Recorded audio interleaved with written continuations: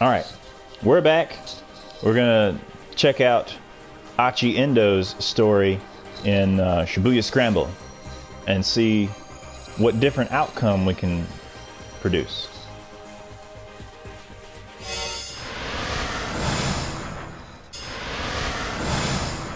Got my detective hat on.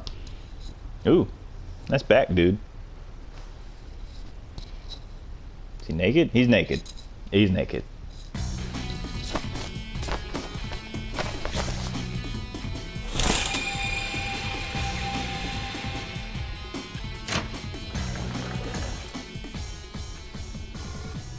Achi Endo called out the door to his father's room. Okay, I'm heading out.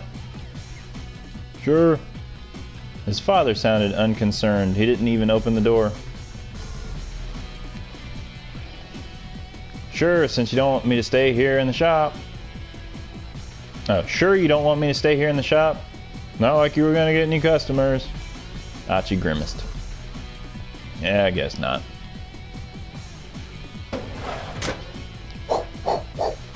The drawer by the front door held a stack of heavy-duty trash bags. Achi pulled a few of them out. Guess it's gonna be that kind of day. He stuffed the trash bags into his pocket and slipped on his favorite pair of sneakers. The entryway to Achi's home also led into the family's shop. Various pieces of electronics were piled up like so much junk in the tiny retail space. The slightest bump brought the risk of an avalanche. Achi wove his way through the gaps in the appliances like a spelunker exploring a cave. From Shibuya Station, if you make your way past the 109 building, then up through Dogenzaka, you'll come across an old shopping district. Nestled in the outskirts, it's Endo Electronics in the same place it's been for decades. Within its dimly lit interior, you'll find rows of wares all caked in dust. At a glance, you might well assume the place was closed. A mom and pop place like Endo couldn't compete with the big consumer chains booming throughout Shibuya. So far, the store had remained in business thanks to the locals who appreciated that they made house calls to do repairs. But things weren't looking good for the future. Achi, the eldest son and nominal successor to the business, had no interest whatsoever in working there. Achi stepped out of the shop and into the sunny morning air. The good weather lifted his spirits. Alrighty, time to do this. He unfurled one of the big garbage bags which caught in the wind and fluttered like a cape. Not all heroes wear capes.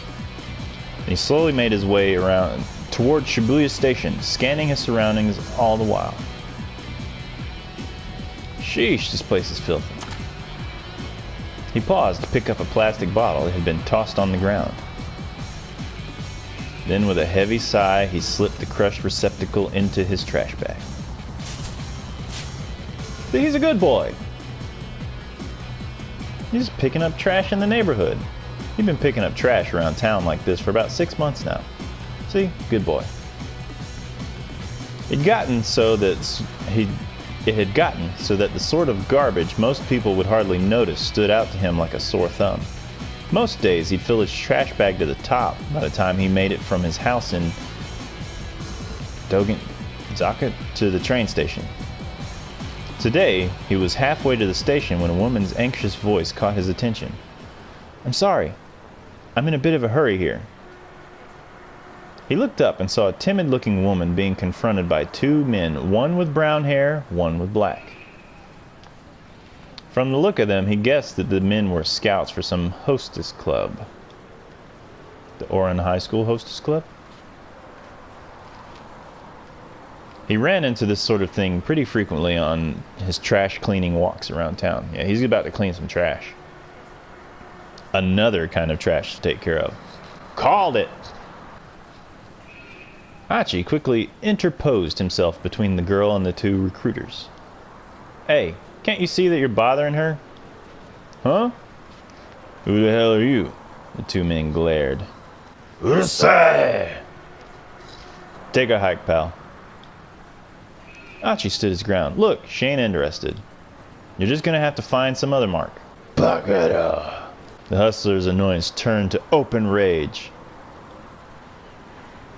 Well, well, listen to you. Got a bit of a mouth, huh, buddy? The brown-haired thug smacked his lips around like his chewing gum like a dog worrying a bone. How about we take this someplace more quiet, yeah? The girl stood by uneasily watching the goings-on. Hey, take it easy. I'm not looking for trouble. That's supposed to be an apology? On your knees and beg, pal. The man spat his gum onto the ground. Achi looked down at the glistening wad of gum on the sidewalk. His last shred of goodwill vanished. Better pick that up right now. What? Nani? Didn't you hear me? 'Cause I told you to get down on your knees and... Back! Achi's hand shot out, grabbing the man by the jaw. Whoa, whoa, easy, pal. Take the other man's bravado drained from his face. Achi tightened his grip on the brown-haired hustler's jaw. Sweat dripped from the man's reddening brow. He's doing like this. The man struggled, but Achi just tightened his grip. Gum's a real pain in the ass to clean up after it's gotten stuck to the street, you know. Ever stop to consider that? Wait, are you? The other hustler's panicked eyes had fixed on Achi's chest. Gah! Oh, crap. The shirt! Man, the guy's voice was starting to break. That's mean clean! A guy with a mean clean shirt carrying around a trash bag. That means you're... His face went pale.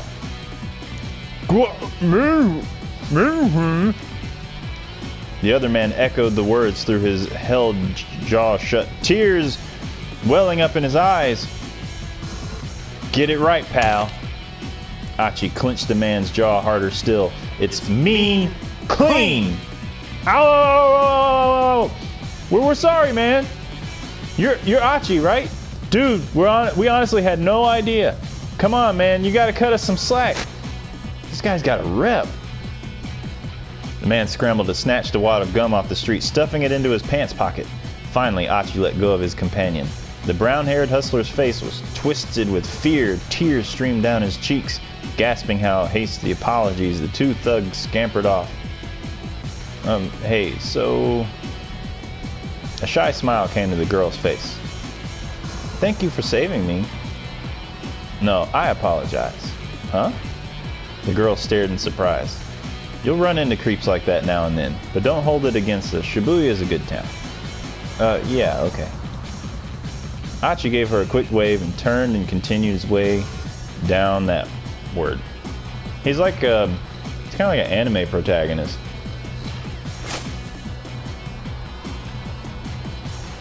Achi was Shibuya born and raised. He was keenly aware of all the changes the ward had seen since he was a kid. Grocery stalls and inconspicuous little side streets, tiny parks nestled between buildings. Achi knew it all like the back of his hand. Trash, human or otherwise, had no place in this town. Not on his watch. I'm liking Achi. He's a cool dude. Achi made his way down toward Shibuya Station. Throngs of people shuffled to and fro across the scramble. The view shifted constantly from one moment to the next, almost as if the city itself were alive.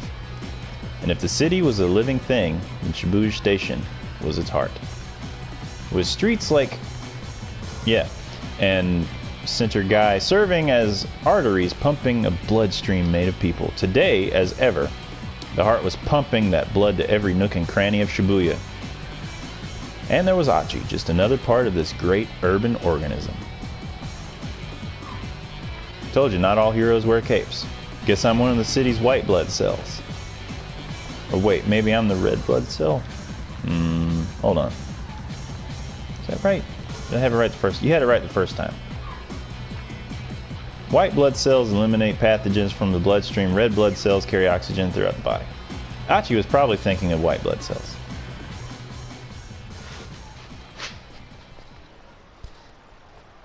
Emerging from his reverie, he noticed a rather conspicuous young woman standing by the statue of Hachiko outside Shibuya Station. Oh, she's totally my type. Wonder if she's a model, small-time actress or something. Looks like she's waiting for someone. Probably another guy. Dang. Good looking as she was, there was no way she wasn't already taken. What kind of guy scored a girl like that? Probably the rich-ass CEO of an IT company or something. Crouching down to tie off the trash bag, he continued gazing wistfully at the girl. Then he noticed something peculiar. She was carrying an attaché case, the kind a businessman might use. It was a large case and apparently so heavy that she was struggling to hold it, despite using both hands. Now, what kind of person makes a young lady lug around something heavy like that? Achi figured he'd offer to carry it for her, but first, I gotta dump this trash. He looked around to see if there was a garbage bin nearby. You've reached a decision point. Let's have Achi not approach Hitomi. Alright, no. Let's give this a shot. See if I can pick the right one. Select an option.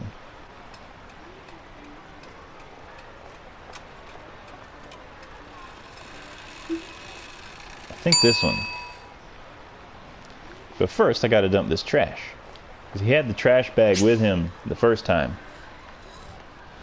He looked around to see if there's a garbage bin. Now Achi won't approach Hitomi, which means he will avoid being arrested by Kano. At the same time, Kano's fate will also change. And he will no longer wind up at a bad end. So let's switch back to Kano's story using the time chart. Press triangle to open it. Alright. Oh, this is cool. This is the time chart. It shows the protagonist's progression through the story. Decision points are marked with the arrows. Kano's fate has changed based on Achi's actions. Select Kano's 1030 block, then press X. A suspicious man. Okay. Let's see if we've changed. Suppose you could call it that. Kano gave a wry chuckle at his partner's lack of shame. There he is! There he is! Kuze's voice chirped suddenly through Kano's earpiece. The man in the black coat. He's not Japanese. Looks to be in his early 30s. Previously, Achi got mixed up with Kano and the police, but now, another man has appeared instead by changing what Achi did. You've also changed Kano's story. This is actually a pretty cool mechanic. A foreign man had emerged from the crowd about 15 feet from where Hitomi was standing. He made his way toward her, his expression blank. He's the Terminator. He didn't match the description Hitomi had given them, but Kano felt a jolt of nerves all the same. Maybe the kidnapper's using an accomplice to snatch the ransom payment. Alright, Sasayama raised an eyebrow. This may be our guy. This was it. Kano swallowed the lump in his throat. He bent his knees, ready for action. Blood rushed to his leg muscles, banishing the stiffness had begun to take hold.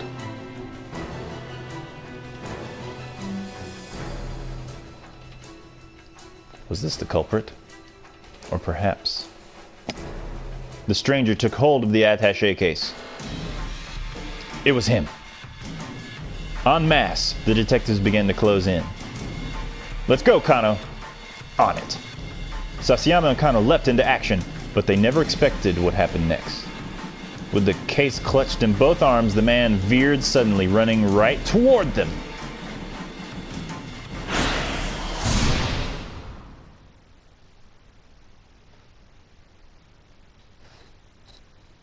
Is that it? Kano's story has suddenly hit a keep out. Keep out refers to a point in the story where your progress is currently stopped. In order to advance beyond a keep out, you need to jump from another protagonist's story. A young man in a suit set red keywords. Checking these red keywords will allow you to jump from Achi's story back to Kano's. Now head back to Achi's story and keep an eye out for that. Okay. Key phrase.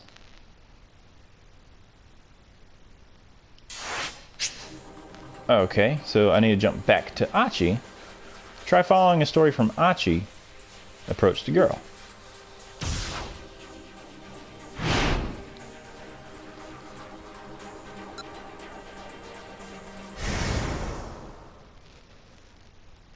Good. Looked around to see if there's a nearby bin. Huh? A man had come up beside the girl. He was dressed in black and he wasn't Japanese. It looked like they were having a conversation.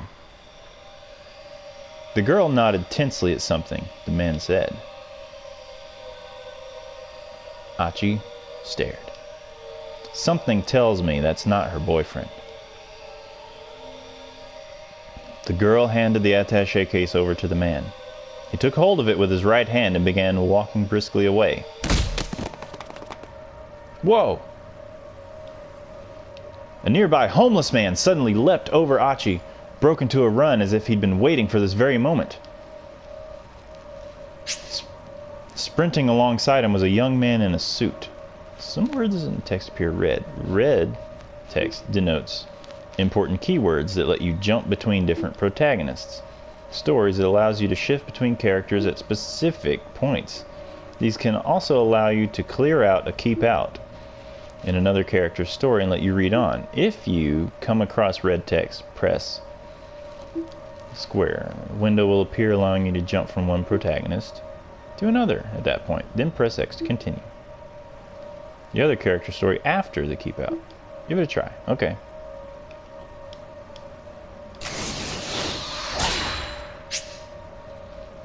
By performing a jump, you can advance another protagonist's story past the keep out. Press X to confirm and jump over to Kano's story. Okay.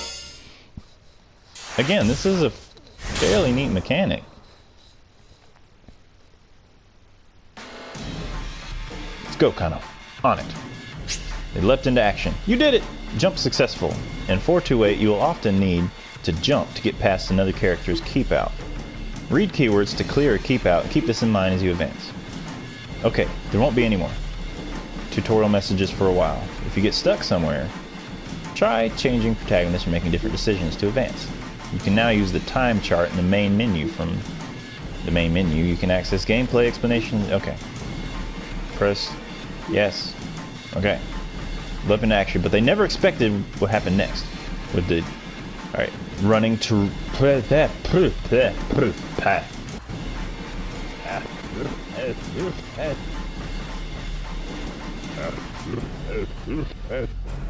but they never expected what happened next.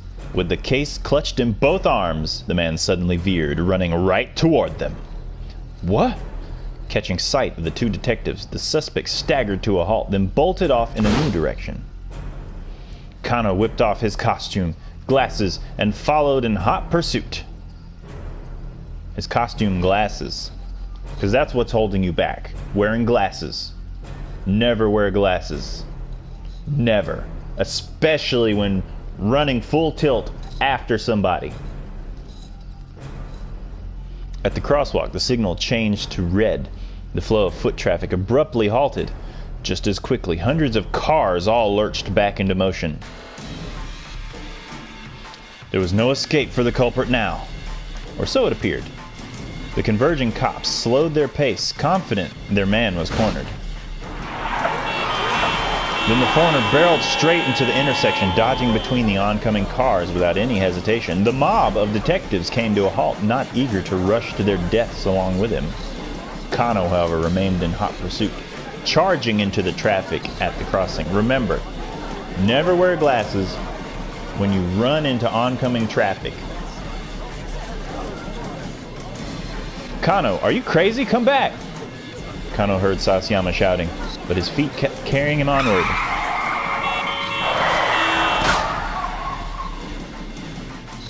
With shouts and sirens echoing all around him, Kano closed in on the foreigner. Just a little closer.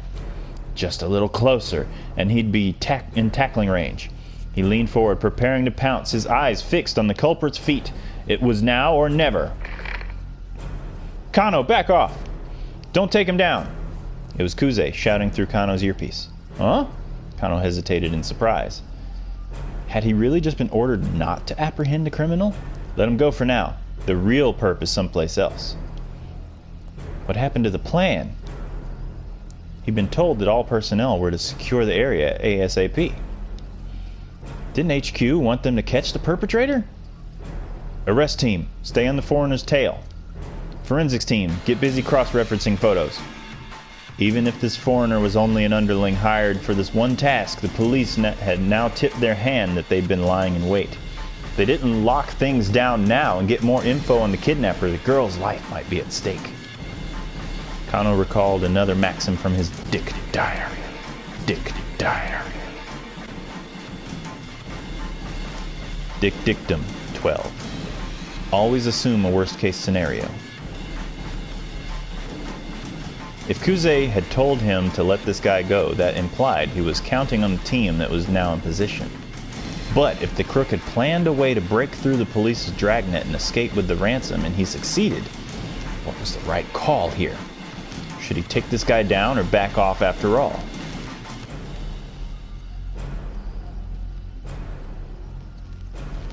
Alright, I'm going to pick let the other officers chase after him. I think that's the right move because they're going after the big fish. And if he takes him down now, he just takes him down and it'll stop there. That's what I'm thinking.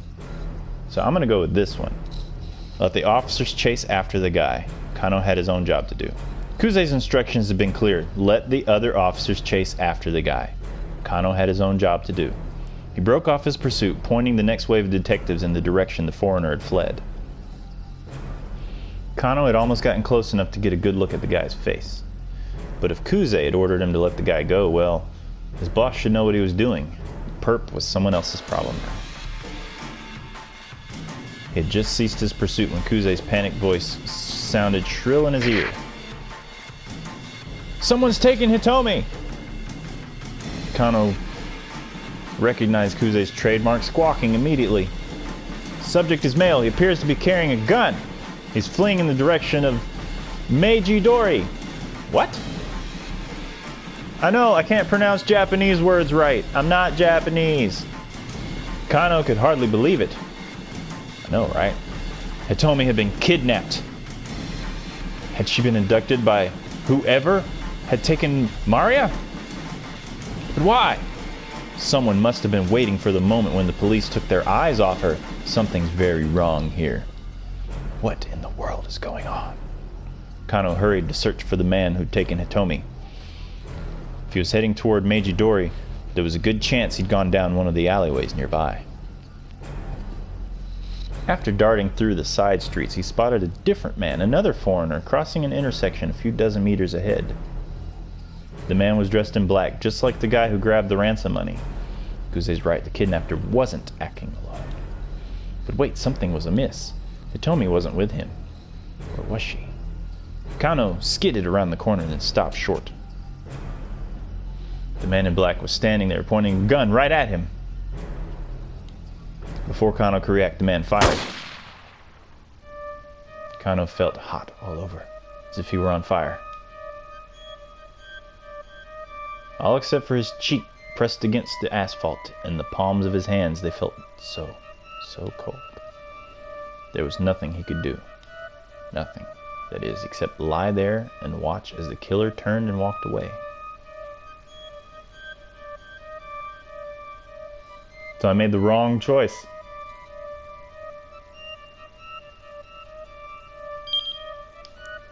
By trying to find the man who'd taken Hitomi, Kano ran into a different criminal. Unfortunately for him, he got shot. If the criminal hadn't been able to get near Hitomi, she probably would have been taken hostage. Have Achi make the choice to talk to Hitomi instead at 10:35. Oh, okay. Let's go a little deeper in this and see what happens next. All right. Let's go back here.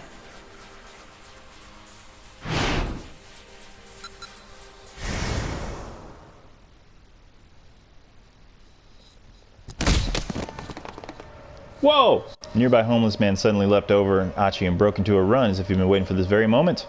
Sprinting alongside him was a young man in a suit. Then, seemingly everywhere, a whole bunch of other guys burst into action. First, one. Then another. A third, a fourth, a fifth.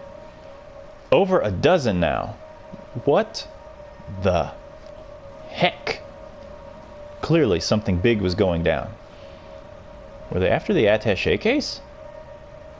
Within moments, Achi lost sight of them all through the crowd. With that many people chasing him, the guy with the case was sure to get caught. But wait, what about that girl? Achi turned back around. The girl was still there. She was staring in the direction that the man who'd taken the case had gone. A worried expression on her face. Achi couldn't shake the feeling that something was very wrong. Maybe he should talk to her. Another crazy day in Shibuya. They had to be shooting a scene for a film on location. It would probably be a mistake to intrude. Nah, we're definitely going to go talk to her. Achi couldn't shake the feeling that something was very wrong. Maybe he should talk to her and ask what was going on. Just as he was making up his mind, a middle-aged man in a ratty business suit shuffled awkwardly over to her first. Was there something wrong with one of his legs? He was using a cane to walk, and one of his hands slipped into his jacket pocket. Achi could scarcely believe his eyes.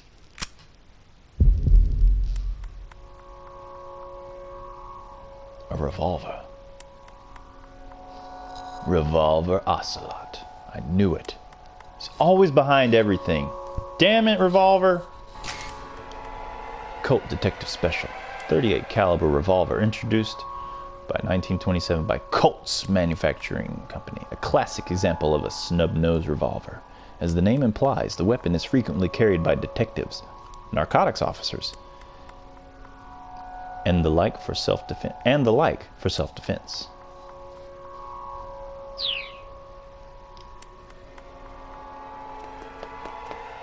Suddenly, a young man came running through the crowd. Seeing him, the man with the cane turned on his heel and vanished into the scramble. Something big was going down. What is all this? The young man was closing in on the girl, his expression grim. The guy's up to no good. Achi sprang into motion. Ya! Leaping high, Achi delivered a flying kick right between the man's shoulder blades. The guy went down but recovered surprisingly fast, spinning back to his feet into a grapple with Achi. What the hell is your problem? The hell is your problem, man? Achi snapped. The two stood staring each other down as the crowd swirled around them. Let go of me. You let go of me first. After you let go of me, sure. You first, pal. Don't call me pal, man. Don't call me man, pal. I'm not your friend, guy. I'm not your guy, buddy. He's not your buddy, friend. I'm not your friend, guy. Neither man was willing to yield. The crowd had parted to avoid the scuffle. Passers-by were staring from all sides. Well, crap. Achi got a sudden sinking feeling. What the hell am I even doing? Jumped in over my head as usual. His anger melted away. He loosened his grip. Without further argument, the other man let go of Achi's jacket. Turning quickly away, the stranger hurried over to the statue of Hachiko, where he dropped to his knees, dejected. The girl who'd been standing there was nowhere to be seen. Maybe this was the guy she'd been waiting on. The guy was clearly upset. She was missing. Achi actually felt kind of bad for him. He decided it would be wise to leave while the guy's attention was elsewhere. Whew. He hurried back along the road to his house. The wind had gone out of his sails, and he didn't feel much like cleaning up trash anymore. Ah well, guess I'll read some manga or go to bed. Better play it safe before the day got any worse.